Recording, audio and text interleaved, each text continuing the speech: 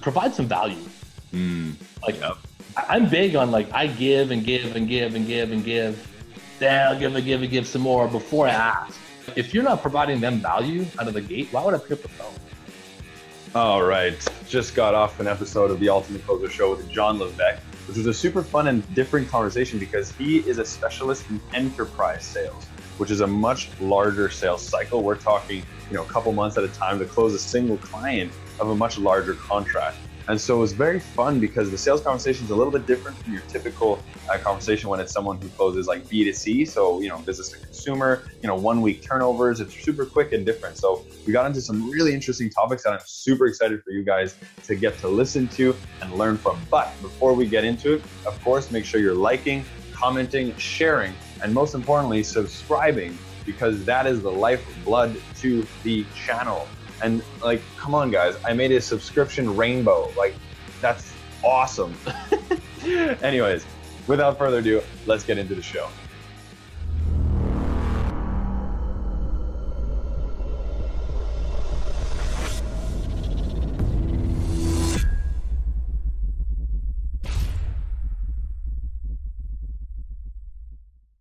Hello, I'm Oliver Wolf, your heart-centered master sales coach and pack leader from the Wolf Syndicate Coaching, where we help entrepreneurs increase their closing ratio by 10 to 35% permanently. And now I want to welcome you to another episode of the Ultimate Closer Show, where I take awesome closers out of their productive days to invest their time into you. And so together we'll talk about sales theories, philosophies, as well as actionable strategies, tips, and methods to make sure that you're closing more deals and winning at life. And so today on the show, we have another very special guest. His name is Jon Levesque. Am I saying it right, by the way? Is it like French, like Levesque? That is the most like francophone way I've heard it in a long time. So, that works out great. Cool. Well, I claim that one then. That's awesome. So Jon Levesque, Jon is the vice president of sales of Densify. But more specifically, Jon has worked with SHI, which offers custom IT solutions, where he built and grew a sales office in the mid-Atlantic from $5 million per year to $65 million per year from 2010 to 2013. So that's already pretty sexy, but this was a few years ago. So from there, from he went on to work with BMC Software, which helps customers run and reinvent their business with open, scalable, and modular solutions to complex IT problems. There, Jon became the #1 sales rep in 2015, which got him promoted to global account director.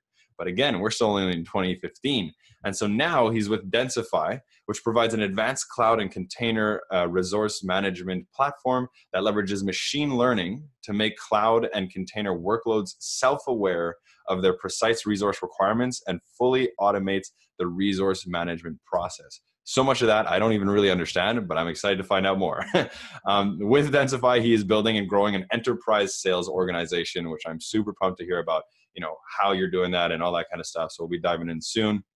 But now on a more personal level, I've actually only known Jon through a single call. And so it was kind of a fun story. One of my lead generation methods is I cold message people through LinkedIn. And so I cold messaged Jon. Jon, as open-minded and open-hearted as he is, he's like, hey, yeah, let's get on a call, see what's up. And we kind of just had a fun back and forth. He definitely was way overqualified for my program. So I was like, hey man, do you want to come on my show? Because I'd love for you to share sort of your tips, strategies, and story. And so after one call, here we are. I'm really excited to have you here so that we can drop in and unpack what it is that makes you, you. Yeah, thank you. It's I'm excited. I love talking to multiple people, one-to-many audience. And when you reached out to me, I guess it was a couple of weeks ago, maybe a month ago now. Yeah. I think to your point, I think a lot of what you're doing in the services you're providing all over to your clients or prospective clients, a lot I've been doing. So I think like-minded people like to talk and drop some knowledge with some other folks. So I'm really looking forward to the discussion. Totally, man. Yeah. So one of the first things I actually like to ask, no matter, who you are, where you are, all that kind of stuff, is what's one of the greatest failures that you've had in your life? Obviously more in business kind of thing or in sales. Sure. And then, so the biggest failure, how you felt as you went through it, and then how you actually made it through. I'd love to hear about that because there's some nuggets in that. Yeah, totally. I think, it's looking at, call it failure. It's maybe, really where the opportunities would have been. And you can break down failure or opportunity and get better a variety of different ways. I think for me, the biggest opportunity that I found in my first leadership job when I was with SHI, everyone called it she. It's the best. Yeah, I was like, I feel like it's not actually that, but you know what? Screw it. It's all good. We're wrong with it. Yeah. And so I think the biggest opportunity, the thing that I would have liked to have done better or more in my first leadership challenge was to have like I think probably promoted more people through sales organization than what I had. I'd been in the role for 3 years. We were hiring and growing and scaling the Mid-Atlantic territory for SHI. And, a lot of that came with, every sales organization is going to have attrition. I think the one thing that I would have liked to have seen, myself do better and do more of during that time would have been promoting people into different functions within the organization, or even leadership, team lead type opportunities within the region themselves. And that's one thing, I look back and I look at myself now, almost, 6 years removed from that position, and looking at what we're doing today here at Densify. And, the company had a great path to do all that stuff. It's, a lot of things come into variables, regions, and things like that. But that's probably the one thing I would have liked to have done more of in that role is outside of finding all the goodness that people are delivering to an organization, the personal and professional growth. I think a lot of it though comes to, advancing people in their career and where they want to go, and actually really tap in with them on that plan. Interesting. So I'm curious, what is it that has you feel like that's what it was? Like, is it that you were taking on too much and you should have like promoted people to delegate, or was it that like, again, you just feel like you were limiting people's opportunities? Like what had you feel like this is the thing? It's a good question. I think, for me, it was really about, we were so focused on the, I'll call it the professional growth of the company, and, overachieving plan, and really like getting people like the best at like their job, right? Like call to do discovery, right? Land the logo, right? And then grow and farm the customer. So that's all good tactical, like you got to do that. Yeah, for sure. I mean, you can't really like, it's like a foundation, right? Totally. Yeah. Like you got to have that to go be successful. And I look at the team, right? Like my entire 3 years there, I think on my team, there might've been maybe 2 people that were with me from the start to the end. So I had 11 people on my team when I left. Some folks moved, right? For 2 people had to move for personal reasons, like their spouses got jobs in other regions, so they had to leave their area completely. So that was like, we still kept them in the company, by the way. They just worked in a different office. So that was one thing. But in terms of like, tapping into someone's personal development, like and by the way, people own that. That's not on me as a sales leader, but that's just a motion that like, for myself and even the company at the time, we just weren't even all that plugged in, to be quite honest. At least at the regional level. I won't say for corporate down in Austin or in New Jersey, but the regional level is something that was the mentality that we had. Interesting. Yeah. Super interesting. And that's a really good point, because it's true. There's a lot of sales teams these days that are just so focused on like the numbers and the foundational type pieces, which again, like you said, super important, but eventually people just get, I don't know if I want to say like burnt out, but they just get emotionally exhausted. It's like eventually they need stuff to like get them to really be excited about coming to work and be excited about doing something more and closing more in a different way. Yeah, it's like, what's your why, right? I was at this enterprise sales forum a couple months ago, and Shopify CRO was there, and he's like, part of the interview process for us is so much about like, why are you doing this? Like, totally. Right. And I think as I've gotten, I say older, I'm 38 years old, but wiser in your life, through experience and people coaching you and training, right? That's the one thing that I've come to really, really realize is like, it just doesn't matter. Like, I'm just happy for people and what they want to do, where they want to do it. And if we have a chance to cross paths and do some cool things together, then that's awesome. But like my only commitment to people as I look through at the lens I'm in now is, folks will be way better coming out than they are coming in. And that's the one thing that, as I'm recruiting and hiring folks in this company now, it's I look back at what I've done before and how do I improve on what we're going to do better the next time, right? Mm-hmm. Cool. So, okay. So lots of different directions we can dive into here. I want to ask maybe, where do I want to start here? I think let's start at the level of like a sales rep kind of thing. So you obviously having recruited and trained salespeople and been in sales so much, I'm sure you've got a lot of golden nuggets that are like foundational to being successful at sales. Totally. What are let's just start broad. What are some sales tips that you think every sales rep must master? Yeah, and I've been a rep before, so I've carried a bag, and both at Soft Choice as an individual contributor, also at BMC Software, Datadog, my last place before Densify. But it really comes down to I think there's a couple of attributes that I look for and that I possess as well. But I also look for when I'm looking to hire people into the enterprise team.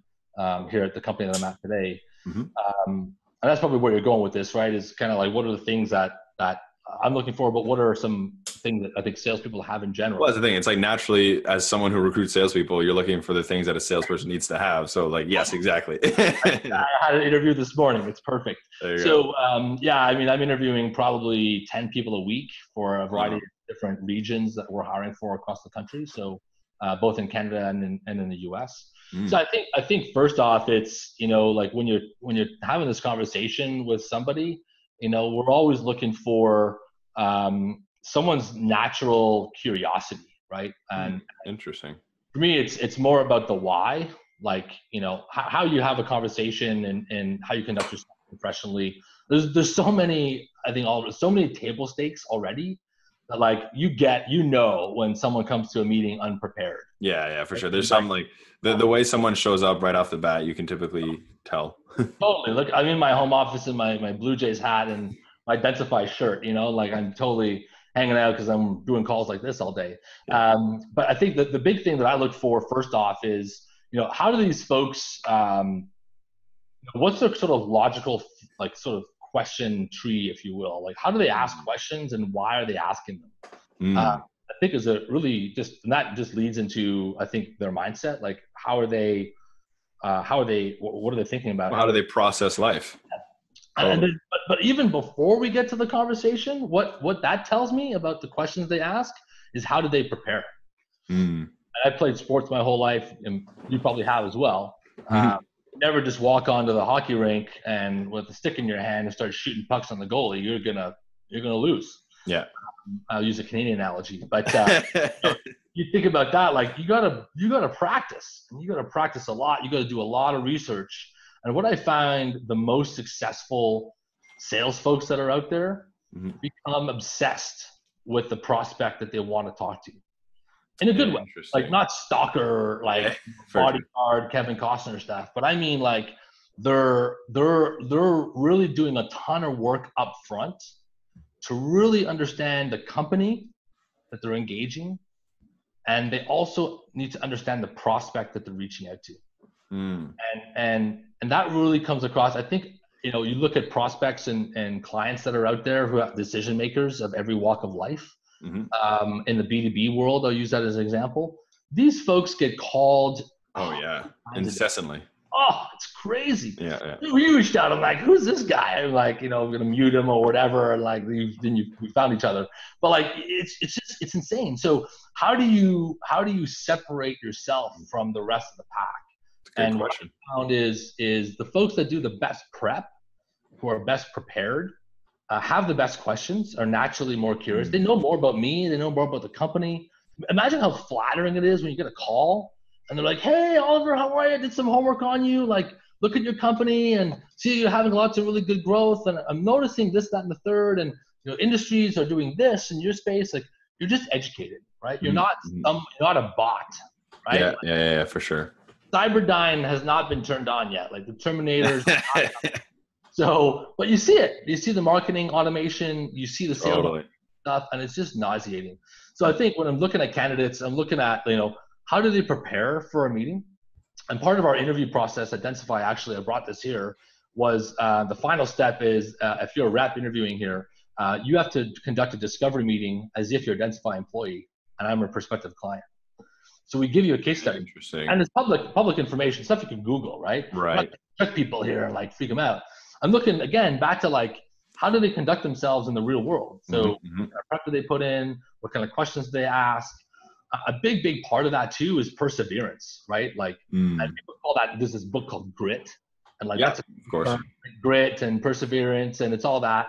Like sales is 5% really, really good and 95% really, really like okay, if not shitty. It's tough. It's a tough gig. It pays well and there's lots of ups, but there's lots of downs. Right, man. It's a grind. So you think about it like, you know, I love hearing about all the good stuff that people have, let's say, and you talked about it. How do you open the call today? Is like, you're talking to me about something, a failure that you had and what your thought process was. And I do the same thing as part of the conversation that we have. It's like, hey, talk to me about a learning opportunity that you had where you lost a deal, right? Where was it in the sales process? Why'd you lose it? You have a champion. Super important. It's like, it's easy for people to look great when they're doing great, but it's when they're doing bad, you want to know, like, how do you act when you're under pressure, right? Totally. 100%. And it's matchmaking, right? Like you can't just swipe right on everybody. Like you gotta, that's the right term, right? I don't know. I don't Tinder either. So we get it though. Sounds good. Yeah, but you know what I mean? Like, so I think it's the prep, it's the natural curiosity. It's the perseverance around how they conduct. It's like fight or flight, right? Like if you're going to be back into a corner every day, like, are you just going to cave? Yeah, totally.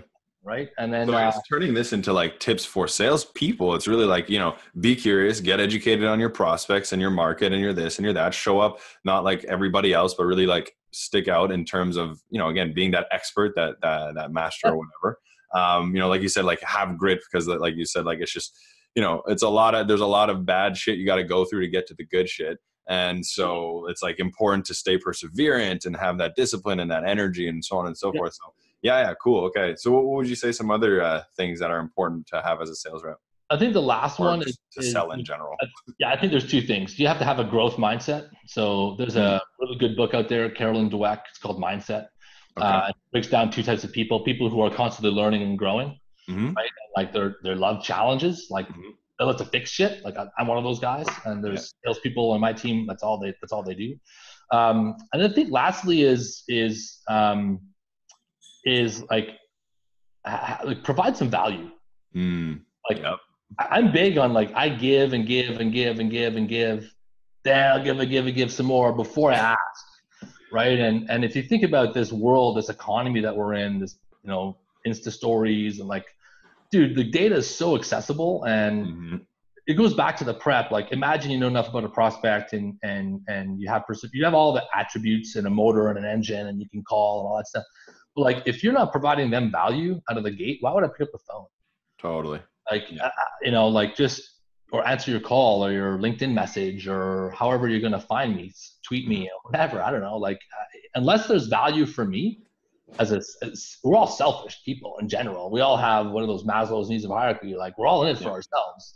So if you think about if you have a bit of empathy on like what that message would look like when it lands on a client's email or inbox or phone call, you know, if you're not in a position to provide value, everyone's asking for 15 minutes. You got 15 minutes. I do 15 totally. Do this, dude. I got 15 minutes, but why? What are you going to give me? That's the big piece that I look at in terms of, you know, folks that are doing well do this. It's just what they do, right? Yeah. They were taught, but like they lead with value. That's one of the things I say. It's like lead with value, lead with authenticity, and lead with value are like two big lines that I teach my clients. I'm putting authenticity in like the table stakes story. I'm way, and I think like we're undervaluing it a little bit, but like you just got to be you.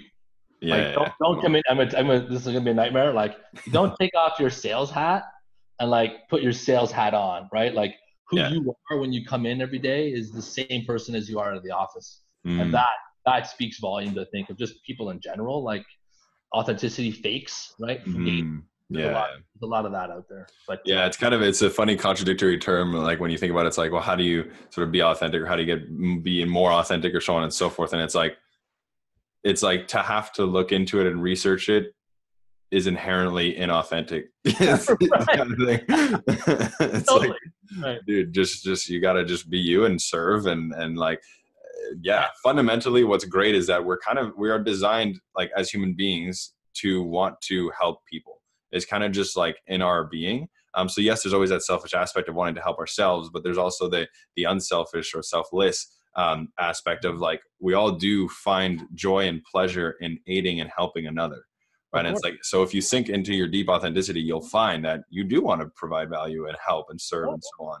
And so if you approach your sales calls, appointments, or whatever from that abundant perspective, man, people will love you and you'll love yourself. You know what's funny, man? I've heard people call this, it's like, what's your intent? Back to your why, right? Like, if you're not providing value, and if you're like, my intent is I want to help people, and back to like selflessness, and like I just want to help people, and I might swear too much on calls, and I might be loud and run around the room and pace, and people think I'm crazy, but like ultimately, like there's business problems out there that I know my service or product or whatever can solve, and if I've done enough research, I think I know what I'm doing. Based on what we've done with other clients, it's back to the intent, right? What are you there to do? You're there to sell them something, hit your quota? Who cares, dude? No one cares about you. It's way more about them, and like what's your intent around your action? What are you trying? What outcome are you trying to get? Right? You're trying to help them. Okay, cool. Well, like walk yourself back through that mentality, right? Cool. Yeah, I like that. That's actually a really good tip too. It's like come back to clarity on what your intent is, and then is that intent like right? Yeah. Because that's another good point too. It's like if you find that your intent is from a space of like, I need to hit my quota or I need to make money or like something like that, it'll be felt by the prospect. Oh, are you kidding me? End of month, end of quarter, sales guy calls you, sales guy. Totally. Hey, you got that quote? I'm gonna give you 10% off. It's like, dude, I'm not ready. I gotta wait 6 months till the budget gets released or whatever. We're signing this new contract or we're moving a data center. Like, okay, we'll call you later. You know what I mean? Like you gotta get creative and help them, but unless your intent is there, and that, I mean, we've all come across salespeople like that who don't have themselves in mind, which is cool. Like the outcome of your your selfishness around like what you'll get, cool. Like that's gonna come, but you have a bit of patience. Like it's gonna come. It's okay. Yeah, totally. If your manager's hammering you about quota, like look, this is all the stuff I'm doing. Like. Yeah, just show what you're doing for sure. It'll speak for itself. A quota's gonna come and go every quarter, every month. It doesn't stop. It's always there. So how do you get ahead of it, right? Yeah, totally. So I guess what are some more specific kind of strategies for a sales rep? Like if they're on a sales call, what's something that they need to make sure to do or sales call, sales appointment, whatever. What's something they need to do to make sure that they're properly guiding their prospect through the sales journey? So that's a great question. Very timely because we're actually digging in really a lot on this. I've been at my new place for 4 months, but cool. I will tell you what I would encourage anybody to be doing when you're on that first meet with their prospective client that doesn't know who you are from a hole in the wall. They've given you 15 minutes. Obviously, you're prepared. You have your questions. You've mapped everything out, right? You've checked them out on LinkedIn. You've Googled them. Yeah. I've gone to YouTube and watched what they've spoke about or creep them on social media like Insta story or Instagram story and Twitter. Like you've done your homework, you're prepared, you come in, you're ready, right? You're there. And then you're in the meeting. I'm reading this book. You know who Keenan is? Gap selling? Oh yeah, I've heard that. Yeah, I feel like I've heard that. All right. It's like 225 pages. Really cool. It's basically like, it takes all of this all this sales knowledge from every walk of life, and he basically does a good job of distilling it. But what he's like, there's 9 rules of selling or whatever. The last one, which I think is so valuable, it's like no one gives a shit about you. It's not about you. It's about the prospect, and it goes back to your intent. Is you're there to help them solve a problem. Cool thing is sometimes customers might know what that problem is. Sometimes they don't. And your job is, and you're selling complex solution or a solution in general. Unless you have a pain, no pain, no deal. Like there's no problem to solve. I'm not going to solve it with anything. See you later, right? So I think what I found the what we need to do as a sales minded people in general is we got to do an amazing job on discovery on the first. Yes. And what discovery is to me is really understanding the customer's current state. What are they doing now? And what's the problem? Like, why are they taking our meeting? Like, what business problem are we going to solve today, Mr. and Mrs. Customer? Totally.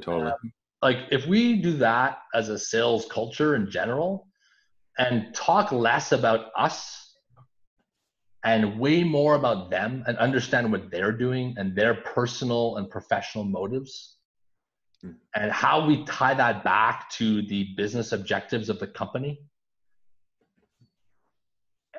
the prospect experience is just A, that much better. B, you're probably going to get something valuable that the customer didn't know about before, or at least you've clarified it around how you might be able to help them, right? So I would say in the sales game right now, the biggest part that I've seen people have a lot of success with is they're very prepared and they do an amazing job on discovery, where like they're dragging the customer through the glass on the business pain, and then they're pouring salt in the wound, and then they're dragging them more, right? But like the folks who do that really well, Oliver, like those folks are overachieving quota every quarter, every month. They don't have to worry about it because their heart's in the right place. They understand the patience game, the macro, right? The clouds and the dirt. They know what they're masters in their craft, and they're ultimately looking out to help solve a problem with the client. And and that's ultimately, I think, where the most value is in the sales process. Actually, is at the start. Totally. Not the close. It's not the demo. Like, who cares, dude? They're gonna buy or not gonna buy. It's gonna happen. The reality is you can guide them through a sales process and help them through the journey, right? By tying back capabilities to business value and pain and all that stuff. But all that doesn't matter unless you do a really good job of discovery. And back to the growth mindset, through the sales process, through a sales engagement with a client, you're doing discovery all the time. I always go back to discovery notes that I had on my first meeting. I have this book that I always carry with me. It's like I go back to the first meeting that we had. I look at my notes. I'm like, well, wait a minute, Oliver. You said these two things are important, but you don't want to test them in the proof of value? Oh, no, thanks, Oliver. Thanks for reminding me, man. We got to do that. Okay, great. Like, help me prioritize why those are important to you, because I'm looking at your annual report and I see digital this and acquire that, and all of a sudden you're way different than Joe Schmo marketing automation gal who's sending you stuff, right? The better that you do discovery, the more that you do, and that takes time, by the way. It might take you 2-3 sales calls to actually get a really crystal clear picture of. Yeah, especially when you're getting into more complex selling and enterprise selling and all that. It's totally. Layers for sure. And that's my bag, right? Like I can't speak to the velocity of doing a in-month deal with a B2C. It's just not what I know. But like the enterprise sales game, you're selling the banks, telcos, biggest companies on the planet. Like, they don't part ways with money very simply. It's not like, yeah, here's $1 million opportunity. Sure. Like, here's a PO. That just doesn't happen, right? So you got to get really tight around at the enterprise level anyway. What that looks like. And ultimately, like, people spend money. They only get rid of money for a couple of reasons, right? Time, money, and risk, those business drivers. So how are you going to help a customer solve to those things, right? Your solution there. Yeah, that's huge, man. No, I highly advocate for that, of the fact of no matter how big or small the sale is, enterprise, complex, simple or not, B2C, B2B, it's like, for sure, the number one thing is discovery, right? It's like really getting to know them so that you can then tailor everything around that, or find out that, like, hey, you know what, you're not qualified, and that's okay. Like, here, you know what, I've identified this problem and it's not the way we solve. I'll refer you to someone else, right? Yes. No is okay. Yeah, it's a big hey, we're going to shake hands at the end of this thing. Why are they going to continue to do something? And that's cool. Or we're not. And that's cool too. Like, we're all busy. I got to go see 30 customers this month. Like, I got to go, man. I'm busy. Yeah, I love that. It's like, it's kind of the idea of just like, only sign up your perfect clients. Everybody else, it's like, why? It becomes more of a hassle to sign up someone who's not a perfect client, and getting that like extra money, or like you said, the quota or this and that. It's like, man, no, like, sign perfect clients. Everyone else refer or leave with, like you said, like, leave with a nice handshake. That's still valuable. Totally. I am guilty. Every salesperson is guilty of signing up a customer Oh yeah. for a solution that wasn't perfect. No one forgets that. Everyone has a long memory. The markets, by the way, the technology, I'm in the software or SaaS game, but I would say in every region, any NFL or CFL city has its own economy. People know everybody in that economy. So it goes a long way to do right by people the first time, always. Because those people, by the way, like they're getting into these situations knowingly as well. But I will tell you, sign as many perfect customers as you can. You'll be wildly successful for sure. Yeah, for sure. Yeah, I think that's a really, really good tip for sure. It's just like, yeah, perfect client. Oh, Yeah, who doesn't want that? Totally. Cool, man. So, okay. So then let's say, okay, so we've got discovery, all that, especially again with enterprise complex, there's just a lot of touch points. I guess a good question to ask would be like, how do you make sure that your team stays motivated to keep up these long-term, like, multiple touches? Like, how do you keep them wanting to keep doing that? Yeah, so they largely are really they don't even need me around for like the motivation factor. Like they have a personal professional motivator around why they're doing what they're doing. I think we got to get really happy with the wins, and wins are not sale. Like that's like the outcome. Right? This could be good. It's more about like, and we follow a pretty, and this is a sales process and methodology that's been taught to me by previous sales leaders that have spent their time on coaching and training me and all this stuff. So I can go take it to the next team I'm going to go work with, right? But I will tell you, like in the sales process is we have very defined gates that go through basically 6 specific stages of an opportunity, an engagement with the client. And like the wins are almost defined. Like it's almost like a honeydew list, right? Like people love lists. I don't know. I'm a checklist. Well, there's that dopamine hit every time you yeah, hit exactly. that, You're like, it's like I'm done the checklist. So I love people who love lists because it factors really well into just life. But I think in the sales game, it's you got to find the little victories in what you do because it leads to the where you're going to go, the outcome, back to that perfect customer, right? At any point in the stage of the sales process, you can exit. Anyone can mutually exit. I've stopped. We go into a meeting with an economic buyer. We call them EBs. These folks who have power and influence and money and all this stuff that can move money from budget to budget. Like they know, right? C-level folks. And we've gone to some calls on those where we're like, we're going to go in. We think we have the perfect customer, perfect fit for the solution. We know the problem. We're echoing it back. And the customer's like, yeah, this sounds great. Like, go prove that out to me. And we're like, well, listen, it's cool. Like, if we prove it out to you, we're going to ask you for some money at the end to go solve this business problem, right? Yeah. And if they say no, I'm like, thank you. Like, thank you. Like, bye. Yeah. And like, and they're expecting you just to go do whatever you go, salesperson, go fix my problem for me. And I'm going to tell you if I'm going to spend money, right? It's like, dude, okay, like, fine, but like, can we do that now? As opposed to like going to spend, 6 weeks of your people's time and my people's time to go solve a problem that you don't even care about solving. Sounds crazy, doesn't it? I'm like, yeah, it does sound kind of crazy. Call me back in 4 months when we have this problem, right? It's like, so I think like it's all about these little victories through the sales process, right? It's back to the prep, to get in the first meeting, to just do discovery, find pain and gain. And in every stage of the sales process, we have literal to-do list. It's a checkbox. It's literally outcomes of every stage. So like, what are the things that you need to be able to move or advance the opportunity? Totally, to the next stage. Forget Salesforce, forecasting. Forget that. I'm just talking about like, is this a problem that they want to solve? So the closer and closer that we get through this, that's really where the victories come from is moving these things. It's like grades, right? Like, it's like swimming grades. You're in, whatever. Everyone starts at guppy, and then you go to. Everyone can still swim. It's just you're swimming better, right? You're getting better and faster and quicker. So it's the same thing in sales or doing business. Companies have this too, by the way. Sales folks don't think that your prospect doesn't have things to do or objectives to go hit, like they do. So if you think about how you're going to help them advance their personal, professional motive faster. That's really what this is. And the little victories come in, someone taking a call, we get us a good sales meeting. They want to move to doing a good demo. Great. We crushed the demo. We have a business problem there. Great. Well, maybe there's a new person that comes in and now we got to go sell with them a different champion. We got to go sort of build, right? Awesome. Well, let's go build them up. And provided like we're moving the ball down the field. Totally.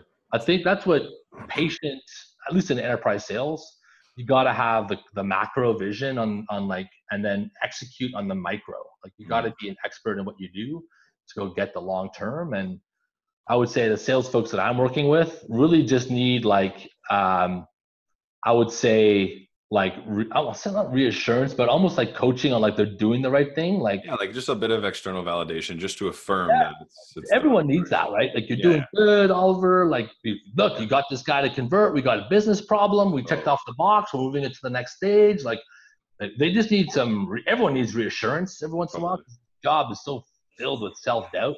Yeah, for sure. Get lost in your head for months at cases, right? So I think it's more about like finding the little victories in every battle. It takes time and it takes these little victories to get there, right? Yeah, no, I love that. That's actually awesome. And it's true for sure in enterprise with the long-term sales cycles. But even that, I'm thinking like even people that do close people within a week or two, it's like there's still lots of little things that we can find as victory points that I think is so important. Because like I'm just thinking back to my own self. For example, when I used to work with a better software company, which was a software SaaS basically.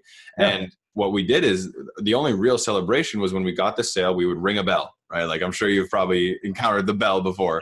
And so, and so I'm thinking about it, I'm like, man, that's like literally all we did was celebrate the actual close. Like we didn't celebrate anything else really. And it's like, it's really, and I remember going through like cycles of like borderline depression because for a while I would be dry, for a couple of weeks I'd be dry and I'm like, I haven't rung the bell.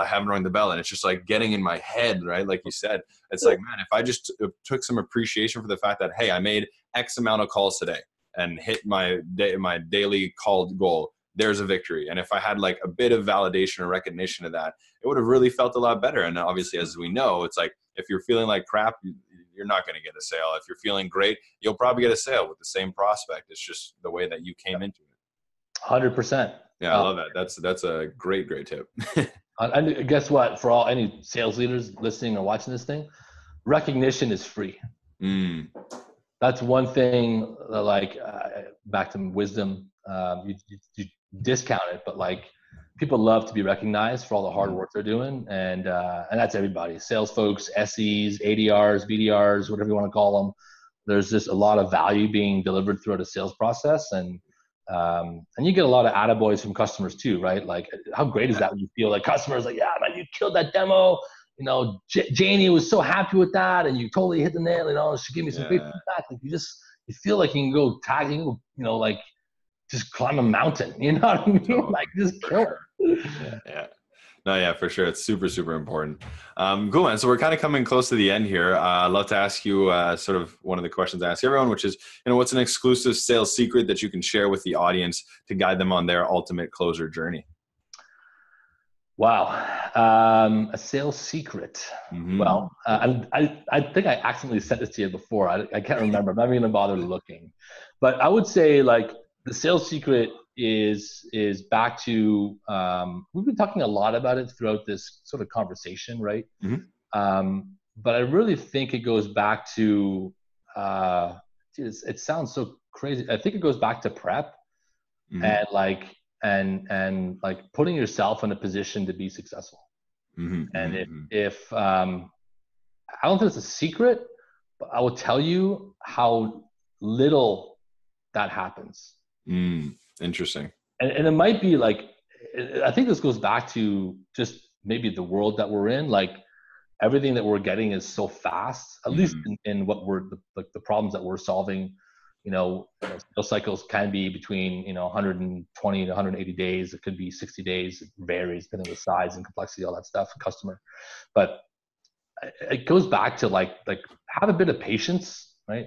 The prep, the intent, and just provide value. Like if you can do those things, it sounds so counterintuitive to like the sales grind, like go make 100 dials. Like, what have you done for me lately? Yeah, for Like, sure. it goes back to like you play back this conversation back to victories and all this stuff. It all leads back to the beginning. Like if the folks don't have the right intent, if they're out, like everyone's gonna make money. Like it's all good. You can make money anywhere. Like if you're working on the Toronto technology sector, I mean, there's more technology jobs in Toronto created in the past 3 years than the other 5 markets combined. From like that's New York, the Valley, Austin. Wow.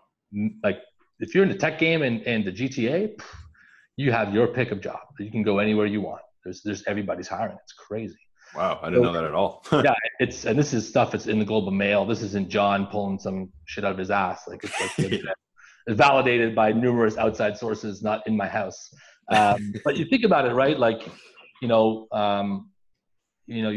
hear about $1 million reps a lot out there anymore in the software tech game. Like I know of maybe 3 that I've met personally and some of Interesting. So, but like all these folks have the right intent. Like that's I think the secret. If you look at like just strip everything down, like just the pace of the world that we're in today is so. Where's my Insta story? Where's my Snapchat? Where's my instant stuff? Where's my DM? Where's my I want things for me now. Like the economy is so fast, and like what happens is like when you slow things down, and like you said, the Matrix, you kind of see things a lot differently, right? And they move slower, and you're like, I can grab these bullets, I got it. And I think the sales folks that at least that I'm talking to or that I've seen have success, I think the secret for them is really about their intent, and their approach, what value they're providing. And again, it's back to once they get in front of somebody, it's less about them. They're really selfless people. It's all about the customer. Focus on the customer. If you were to ask me for one thing, I would just say focus on the client. No one gives a shit about you. Focus on the customer. Cool. Beautiful. Cool, man. Well, John, if someone wants to find you or I guess Densify or anything like that, where are some places they can go, some emails or LinkedIn's or whatever? Yeah, you can find me on the information superhighway, the internet. You can thank Al Gore, but yeah, I'm find me on LinkedIn, in terms of where you'll find me in terms of where I'm the most active. I say I spend the most of my social media activity and effort there. I haven't updated or seen Facebook. I don't know in how long. Instagram, I play in a little bit. Twitter, I'm out there. But LinkedIn is probably where I hang the most. Email for me, Jay, my last name, Levesque at densify.com. Phone number is also good. Folks want to text me, call me, 647-539-4768. So yeah, I'm happy I get a lot of calls, a lot of emails from random people. You could be one of those random people too. I welcome it. Let's do it. But no, I think, listen, thank you so much for reaching out and, wanting to have this chat. I love dropping knowledge with sales folks. I'm also on a couple of panels in May and in June. So at the end of May, the Enterprise Sales Forum in Toronto. It's going to be downtown. You can find this information on my LinkedIn page. But basically, there's me and 4 other panelists. So it's 5 of us. Cool. Folks from Salesforce, League, me, some other my peers. I totally forget their names, but we're basically hosting a Rate My Pitch, so people can submit like their product or service pitch to us in advance, right? Phone call, video, whatever, email, and then $500 for the winner. So not insignificant amount of money, which is kind of cool. So there's a panel of people. We're going to be reviewing them. People can also pitch us live. There's about 100 people in the room, so pretty cool. And then we're doing a session in June, me and 3 other panelists as well. And we're talking about how do you translate value to your client. So like out of all the stuff that you do, and you mentioned it at the start of your call, hey, Wolf Syndicate, I help people do 10 to 35%, blah, blah, blah. Like, dude, you know what you do, right? But imagine all these new salespeople who are coming in and being told to go dial and hit the number and all this pressure to perform. Like, what are you calling them back to the prep, right? Like, what value are you providing your client? And how, more importantly, like every decision when you're parting ways with money, a business case is put together in your brain. When you do a B2C, like a consumer, like there's always a trade of currency, right? It's money, digital, for something, wares, right? The business world is the same. But guess what? There's way more money, and it's way harder to get. Yeah. And what I found in talking to people who are early in their sales career is no one's coached or trained them on like how do you do through the prep and your intent, like how do you understand what our product or service does, to then how do you help unearth through discovery, how do you actually find value with your clients that you can then trade for your product IP for their money. It's very simple. Anyway, I was when these folks asked me to join this panel, I said I will only do it on the condition that we can do this next one, which is this epidemic that we have in the sales game where people are selling bits and like my car goes faster and that's why you want to buy it. Like, I don't care, man. Like, tell me about the safety features that are gonna, if I get hit by a car, that my kids aren't gonna die. You know what I mean? Like, it's just about back to like the things that we've been talking about, the secret, all this. I think, I just think we should do, like, we need to do a better job as a sales culture around tying back the value of what we deliver with clients to them, make it personal, to what they actually need and care about. There's so much of that not happening. I would say 5% of salespeople know how to do that. Less than that, 10%, maybe. It's crazy. So anyway, that's where you can find me. I'm on the streets of Toronto or in Markham downtown. There you go. Enterprise Boulevard, 407 in Warden, where I hang my hat. And then that's 9 to 5. And then after hours, you'll find me these here at the end of May and June, and on the Information Superhighway. There you go. The Information Superhighway. Awesome. So to recap the episode on this episode, the Ultimate Closer Show, we had the epic privilege to dig into some sales theories and philosophies, as well as actionable strategies, tips, and methods, and really actually some fun stuff. I'm really glad with the direction that we took and got like specific on some sales strategies and ways of being as a sales rep, but also kind of just like higher level, just like talking about just the world of and where it needs to go. So that was super fun with Jon. And so for all of you watching, if you like this episode, make sure to smash that subscribe button, or press it, whatever you like, and leave a comment below for what actions you will take after listening to this episode. And of course, share it with your partners, coworkers, and anyone else you feel could benefit. And so once again, Jon, thank you so much for being on the show, and I wish everyone an ultimate closer day.